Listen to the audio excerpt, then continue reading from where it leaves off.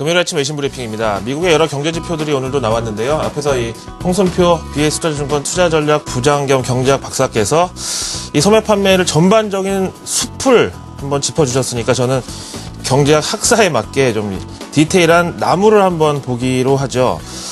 일단 헤드라인 넘버부터 보시면은요. 미 상무부에서 직접 제공한 자료를 보시겠는데요. 어쨌든 지표 호조로 표시가 됩니다. 예상치였던 0.5% 증가보다 0.1% 정도 아웃퍼폼한 0.6% 증가를 5월 소매 판매가 기록을 하고 있습니다.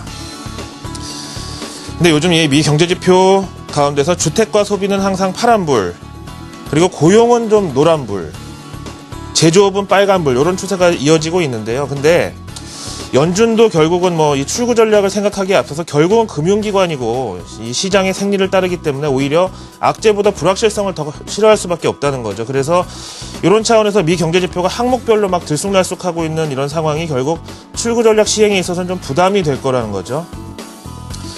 그래서 어쨌든 소매 판매는 좋았지만 다른 요소들이 좀 저렇게 불안정하다는 거를 말씀을 드리고 있고요. 다음에 우리가 사실 이 미 경제지표를 자세하게 보는 데는 혹시라도 우리나라 관련 업종들에 좀 어떤 좋은 소식이 있나 해가지고 사실은 그런 재미로 보는 건데요. 이번에는 그런 요소가 그렇게 많지는 않네요. 먼저 업종별로 보면은요. 이번 소매 판매 증가의 결정적 역할을 한 것이 바로 자동차 판매가 이렇게 많이 늘어났습니다. 행락철을 맞이해서 그럴 수도 있고 여러 가지 이유가 있을 텐데 사실 지난 5월 자동차 판매 미리 보셨지만은 대부분 일본 차가 주인공이었지 우리 현대 기아차는 조금 조연으로 밀려났거든요. 그래서 이건 좀 넘어가고요. 그 다음에 우리한테 중요한 게 전기전자 업종, 가전제품 판매인데 이것도 0.7% 감소하면서 이번 소매 판매 항목 중에서 흔치 않은 마이너스 중에 하나가 또 요거였습니다. 다음에 제가 또 주의 깊게 본 건 이건데요. 바로 백화점 매출이 4.5% 감소했다는 건데요. 원래 계절적 요인이라고 이걸 하죠. 미국 백화점들은 연말에 보통 1년치 장사를 다 하기 때문에 지금 매출이 늘어나는 거는 어차피 기대를 안 했는데요. 그럼에도 불구하고 4.5%면 많이 줄어드는 거거든요. 근데 이게 다 어디로 갔느냐 해서 찾아봤더니요. 보시다시피 넌스토어 리테일러스, 그러니까 상점이 없는데 판매를 하는, 이게 노점상이라는 뜻이 아니고요. 온라인하고 통신 판매 같은 거 있죠. 홈쇼핑 같은 거. 여기 매출이 11.9% 큰 폭으로 늘어났다는 겁니다. 미국도요, 여름이 좀 일찍 찾아와가지고 벌써부터 지금 막 더워서 놀러들 많이 가는데 여기에서 입을 수영복, 애들 이 튜브 같은 거, 구명조끼, 그다음에 바베큐 해먹을 불판, 텐트, 휴가용품 이런 것들이 결국 대부분 온라인으로 매출 증가가 나왔다. 이런 차원에서 우리나라도 올해 휴가철 특수는 결국 온라인 쇼핑 업종이 가장 큰 혜택을 누리게 되지 않을까, 이런 가정이 가능합니다. 자, 다음 내용으로 넘어갑니다. FOMC D-6일 남았는데요. 사실 이 FOMC에 대해서 지금 전 세계 시장이 지금 막 요동을 치고 있고, 또 이제 어떤 차원에서 보면은 출구 전략에 대한 우려 때문에 그동안 연준 이 기금 금리 0에서 0.25% 사실상 그냥 공짜로 돈을 빌려주는 건데요. 이렇게 저금리 공짜 돈을 빌려서 아시아 증시에 투자하던 사람들이 디레버리지, 그러니까 부채를 줄이고 현금을 확보하는 이런 이 현상이 대대적으로 나타나고 있는 거죠. 재테크 전문가들 TV에 나와서 이렇게 어드바이스 같은 거 주는 거 보면은 보통 경기가 안 좋거나 아니면 불확실성이 클 때는 일단 부채를 줄여라, 대출을 갚아라, 이런 얘기 많이 하잖아요. 그런 원론적인 차원이고요. 그런데 로이터의 자회사인 IFR 이코노믹스에서는 이런 얘기를 하고 있네요. 앞에서 말씀드린 대로 출구 전략이라는 테마로 전 세계 금융시장이 몸살을 앓고 있고, 어제였죠. 월가 현지 이코노미스트 의견에서 들어보셨다시피 사실 여러 가지 정황상 지금 출구 전략을 마련하는 데 있어서 제일 좀 마음이 불편한 것은 연준이죠.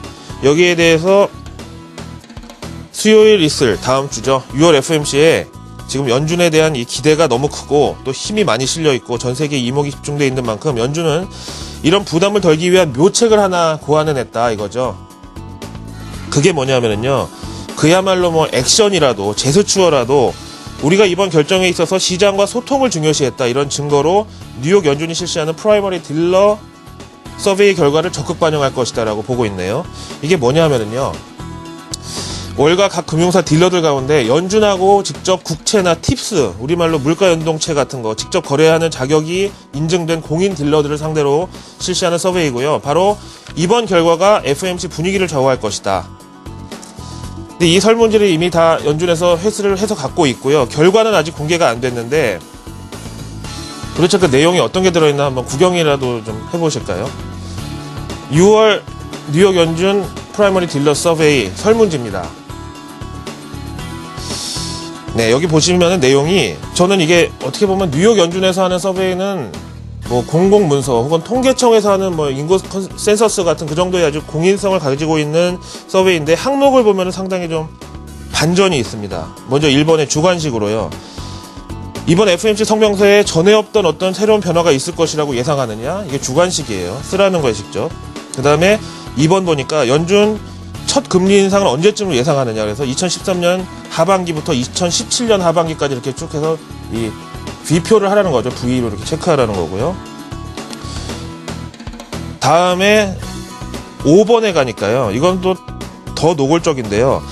지난 FOMC 5월 달에 열렸는데 그 이후로 10년 만기 국채 금리가 46bp가 인상이 됐다. 딱 명시를 하면서 이유가 뭐라고 보느냐. 본인이 프라이머리 딜러 입장에서. 이런 정말 돌직구의 질문도 있고요. 다음에 6번 내려가시면은 현행 양적 완화의 골자인 월 850억 달러 채권 매입이 앞으로 어떻게 규모가 줄어들 것이냐, 늘어날 것이냐, 언제 결정될 것이냐, 이렇게 거의 뭐 취조하는 듯한 이 디테일한 답변을 요구하는 문장도 있잖아요. 뭐 아무리 무기명 서베이지만 작성하는 데서 상당히 좀 부담을 느낄 것이고요. 근데 이게 시장 입장에서는 나쁜 게 아니라는 거죠. 당연히 월가 이 딜러들이 양적 완화 지금 축소되는 걸 원치 않을 거고, 비둘기파적인 관점에서 뭔가 좀 여기에 대해서는 부정적으로 답변을 했을 거 아니겠습니까? 그래야 연준이 양적 완화 조기 종료에 대한 명분을 여기서는 적어도 확보를 못할 테니까요. 그래서 이런 점에서 점점 좀 연준이 다음 주 FOMC에서 연착륙을 시도한다, 혹은 이 출구 전략에 대해서 어떻게든지 우려감 완화에 나선다, 이렇게 기대감이 커지고 있다고 보겠습니다. 다음 한국 증시의 손톱 밑 가시는 바로 일본 증시와 일본 경제인데요. 니혼 게이자이 신문 보시죠. 연준보다 지금 더 초조한 거는 일본 정부고 쿠로다 하루이코인데요. 어제 월간 경제보고 강요회의에 나온 자리에서 최근 일본 증시 급락은 한마디로 대외 불확실성에 대한 반응일 뿐이다. 이렇게 어떻게든지 핑계를 좀 밖에서 찾으려고 노력했는데요. 연준 출구 전략에 대한 전 세계 금융시장의 우려 때문에 안전자산 선호 현상이 일어나면서 이런 안전자산 수요가 엔화에 몰린 것이다. 그래서 일본 증시도 급락한 건데, 잘 생각해보자. 만약에 일본 경제가 진짜 잘못될 것이라는 생각이 있다면 어떻게 일본의 화폐인 엔화가 안전자산으로서 대접을 받으면서 가치가 올라가겠느냐. 그래, 이렇게 둘러치는 거죠. 그래서 일본 증시 급락은 엔고 때문, 결국 엔고는 엔화를 안전자산으로 여전히 인식하는 사람들이 많다는 것을 반증하기 때문에 일본 경제에 대한 우려가 아니다, 이렇게 말을 한 거죠. 하지만 니케이 선물지수 보시면은 어떻게 보면 여기에 대해서 좀 반대로 얘기하는 시장의 반응이 나타났고요. 니케이 225 지수 간밤에 어떻게 됐나 한번 실시간 보실까요? 830엔이 추가로 급락했습니다. 또 어제 장중에 12,450에 거의 갖다 맞춘 상태고요. 조금이라도 반등이 있을까 지켜봤지만 전혀 그렇지가 않았습니다. 그래서 오늘 일본 증시 또 한 번 뭐 하락 출발 내지는 보합 출발 정도가 예상되고, 일본 증시가 요즘 아시아 증시 전반에 공포지수로 작용하고 있기 때문에 결국은 우리나라도 일본 증시에 좀 눈치를 볼 수밖에 없는 상황이 좀 그렇긴 하지만 어떡하겠습니까? 대외 환경이 저렇게 좀 흉흉하다 보니까 일본에서라도 힌트를 얻어야 되겠죠. 마지막으로 MSCI 한국지수 간단하게 수치만 보시죠. 플러스에 신경 쓰실 게 아니고요. 객관적인 수치가 56선 밑에 있죠. 56선이 1800 한 중후반대인데, 외국인들의 시각은 지금 현재 코스피 지수에서도 기대치를 높이지 않고 있다. 따라서 오늘도 기술적 반등은 기대해도 좋고요. 대신에 상방으로 에너지가 응축돼서 이게 오늘 실현된다기보다는 외국인 투자자들의 하방 압력이 좀 줄어드는 정도로만 저는 말씀을 드리고 말 맺음을 하기로 하죠. 금요일 아침 외신